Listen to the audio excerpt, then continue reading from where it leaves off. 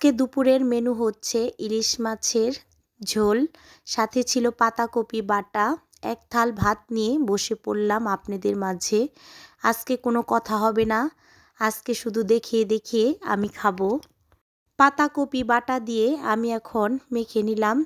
Edit করতে করতে আবারও আমার খেতে ইচ্ছা করছে গাইস। খুবই স্বাদ হয়েছিল বাটাটা। কালিজিরা, রসুন, কাঁচামরিচ, পেঁয়াজ এগুলো দিয়ে বাটা করেছিলাম, খুবই টেস্টি হয়েছে। এখন ইলিশ মাছের ঝোলটা ট্রাই করব। খুবই ফ্রেশ ছিল মাছটা, খেতেও খুব ভালো, দুর্দান্ত ছিল। এডিট করতে করতে ভীষণ খিদে পেয়ে গেল, মনে হচ্ছে আবারও এক থাল ভাত নিয়ে ইলিশ মাছের তরকারি নিয়ে বসে পড়ি, কারণ ইলিশ মাছটা আমার কাছে খুবই ফেভারিট।